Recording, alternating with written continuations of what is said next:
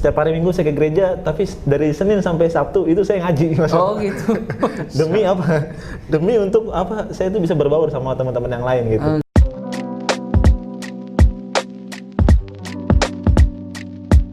Assalamualaikum, selamat datang kembali di channel ini. Kali ini saya akan membahas salah seorang mu'alaf yang mana dia katanya waktu itu mu'alaf. Kalau nggak salah sekitaran umur 10 tahun, dia mu'alaf meninggalkan imannya yang dulu sebelumnya adalah Kristen karena ingin punya teman. Sebab dia waktu itu tinggal di wilayah yang minoritas Kristen dan mayoritas agama lain gitu. Non-Kristen tentunya. Karena setiap hari ketika berteman selalu aja gak ada teman karena dia agamanya Kristen sendiri. Pada akhirnya dia memutuskan untuk mu'alaf guys. Dan jadi gini mas, ketika di umur 10 tahun itu alhamdulillah saya itu tinggal di tempat yang mayoritas teman-teman saya itu muslim. Jadi kemusliman saya di waktu itu adalah terbawa dengan suasana sebenarnya pada waktu itu. Karena saya mikir gini, kalau saya nggak bisa menguasai pergaulan di sana, saya nggak bisa berteman gitu. Oh gitu. Iya. Dan saya menganggap bahwa ya pergaulan itu ya harus mengikuti daerah situ, apa yang disukai oleh daerah situ sih sebenarnya. Akhirnya pada sampai saat itu, karena saya lihat aktivitas zaman kecil dulu 10 tahun itu pada ngaji, sorenya pada ngaji, kemudian pada pada ya Islamnya kental, masya Allah. Islamnya kental sampai pada satu titik saya Islam aja gitu ya. Jadi pas ibu saya tuh selalu bilang gini, jangan lupa ke gereja ya gitu. Jangan lupa gereja. Oke, setiap hari Minggu saya ke gereja, tapi dari Senin sampai Sabtu itu saya ngaji. Oh gitu. Demi apa? Demi untuk apa? Saya itu bisa berbaur sama teman-teman yang lain gitu. Oh gitu. Saya nggak tahu di dunia ini mungkin banyak mu'alaf karena pengen itu ya, pengen punya teman. Sebab apalagi di Indonesia ya, kita ini minoritas. Saya sudah pernah rasa posisi kawan kita satu ini gitu loh. Tapi apakah kita bisa meninggalkan iman kita hanya gara-gara supaya kita memiliki teman? Kita akan bahas berdasarkan Alkitab ya. Tapi sebelumnya buat teman-teman yang mau mempunyai kaos Defending Faith, silakan teman-teman bisa hubungi melalui nomor di bawah ini atau di link deskripsi. Di situ ada warna hitam dan putih. Siapa tahu teman-teman ingin memilikinya, bisa dipakai untuk mengingatkan kita supaya kita tetap mempertahankan iman kita sekalipun di tengah-tengah mayoritas yang menentang kita guys. Oke, sekarang kita langsung aja masuk ke pokok pembahasan. Apakah kita sudah seharusnya meninggalkan iman kita karena supaya kita punya teman, atau di tempat kerja kita ada orang yang bisa dekat dengan kita? Enggak. Dalam Alkitab justru mengajarkan supaya kita memiliki iman yang teguh sekalipun di tengah-tengah orang-orang yang tidak seiman dengan kita. Kita harus tetap kokoh kuat seperti rumah yang didirikan di atas batu karang. Saya ingat satu kisah di mana ada Sadrak, Mesak dan Abednego, di mana mereka diperhadapkan di tengah-tengah mereka mayoritas yang tidak seiman dengan mereka, dan mereka jika hidupnya aman harus meninggalkan imannya dan mengikuti orang yang tidak seiman dengan dia. Dalam Daniel 3 ayat 1 dan seterusnya, di sini kita akan belajar bagaimana ada 3 orang yang tidak mau terpengaruh dengan keadaan sekitar. Sekalipun keadaan sekitar berbeda iman dan keyakinan dengan mereka, tapi mereka tetap teguh di dalam imannya kepada Tuhan. Siapakah mereka? Sadrak, Mesak dan Abednego. Mari kita akan lihat dalam Daniel pasal 3. Dikatakan di situ Raja Nebukadnezar membuat sebuah patung emas yang tingginya 60 hasta dan lebarnya 6 hasta, yang didirikannya di antara Dura di wilayah Babel. Jadi di sini Nebukadnezar mendirikan patung yang tinggi banget guys. Ya kalau dihitung-hitung ya pasti tinggi sekali patung ini kan. Lalu perintahnya raja seperti ini. Raja Nebukadnezar menyuruh orang mengumpulkan para wali raja, wakil raja, para penguasa, para bupati, para penasehat negara, para bendahara, para hakim, para hukum dan semua kepala daerah untuk menghadiri pentahbisan patung yang telah didirikannya. Semua orang disuruh datang ke daerah itu untuk tujuan menyembah patung patung itu. Lalu berkumpullah wakil raja dan lain-lain seperti yang sudah dikatakan. Dan kemudian di ayat 4, dan berserulah seorang bentara dengan suara nyaring, beginilah dititahkan kepadamu, hai orang-orang dari segala bangsa, suku bangsa dan bahasa, demi kamu mendengar bunyi sangkakala, seruling, kecapi, rebab, gambus, serdam, dan berbagai-bagai jenis bunyi-bunyian, maka haruslah kamu sujud menyembah patung yang telah didirikan Raja Nebukadnezar. Jelas ya, perintahnya disampaikan kepada semua orang, termasuk Sadrak, Mesak, dan Abednego.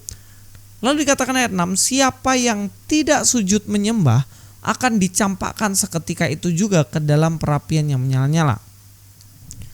Kalau teman-teman bisa memahami konteksnya ini, ketika ada orang yang tidak menyembah patung itu, maka dia akan dilemparkan ke dalam perapian yang menyala-nyala. Lingkungannya, semua orang di situ diberikan perintah. Kemudian di ayat 7 dikatakan, sebab itu demi segala bangsa mendengar bunyi sangkakala, seruling, kecapi, rebab, gambus, dan berbagai-bagai jenis bunyian, maka dikatakan apa di sini? Sujudlah orang-orang dari segala bangsa, suku bangsa, dan bahasa, dan menyembah patung emas yang telah didirikan Raja Nebukadnezar itu. Semua orang menyembah kepada patung ini. Mereka memiliki keyakinan yang berbeda. Mereka meyakini bahwa patung emas itu bisa disembah, tetapi ada 3 pemuda Sadrak, Mesak, dan Abednego tidak pernah mau menyembah ini. Sebab mereka percaya kepada Allah Abraham, Allah Ishak, Allah Yakub, Allah Yahweh yang dipercaya oleh orang-orang pada waktu itu, orang Yahudi tentunya. Ayat 12, ada beberapa orang Yahudi yang kepada mereka telah Tuanku berikan pemerintahan atas wilayah Babel. Mereka pada waktu itu sudah menjadi seorang pemerintah di wilayah Babel ya, Sadrak, Mesak, dan Abednego. Ya, ini Sadrak, Mesak, dan Abednego ini orang Yahudi yang percaya kepada Allah Israel, bukan Allah bangsa-bangsa lain, bukan Allah Filistin, bukan Allah Arab, bukan Allah Irak dan lain-lain, bukan, tetapi percaya kepada Allah Israel ya. Sadrak, Mesak, dan Abednego, 3 orang ini memiliki keyakinan dalam Tuhan, bukan kepada patung itu. Orang-orang ini tidak mengindahkan titah Tuanku, ya Raja. Mereka tidak memuja dewa Tuanku dan tidak menyembah patung emas yang telah Tuanku dirikan. Nah, sampai di sini teman-teman bisa nangkep gak? Sekalipun kondisi lingkungan tidak seiman dengan kita, bukan berarti kita tinggalkan iman kita untuk mau supaya mendapat teman.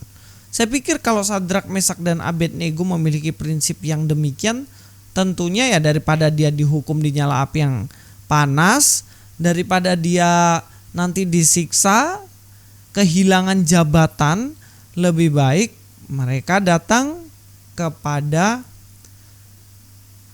lebih baik mereka menyembah patung itu dan mengikuti orang-orang di sekitarnya. Benar gak? Tapi persoalannya kan gak gitu.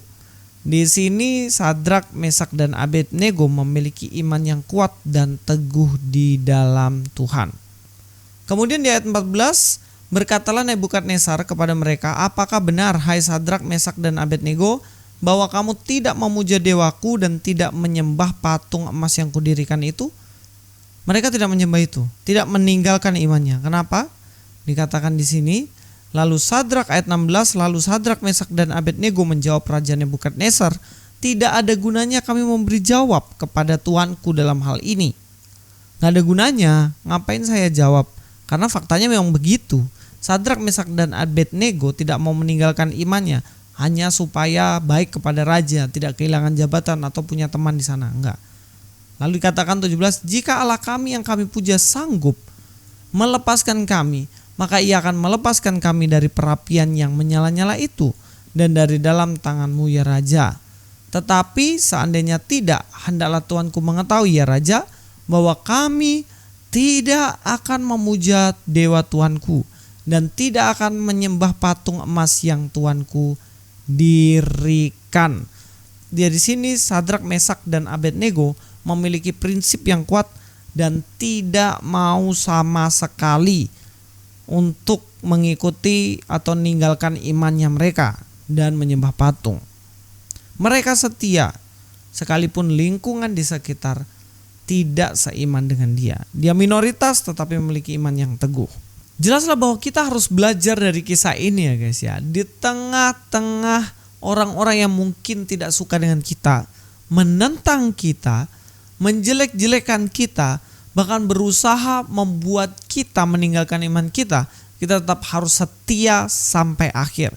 Saya ingat juga kisah dari Daniel, yang mana ketika dia rajin berdoa kepada Tuhan, bahkan dikatakan ya paling enggak 3 kalilah sehari berdoa kepada Tuhan, orang-orang di sekitar gak suka dan dibuatlah Daniel ini pada akhirnya dihukum, dibuang ke lubang singa.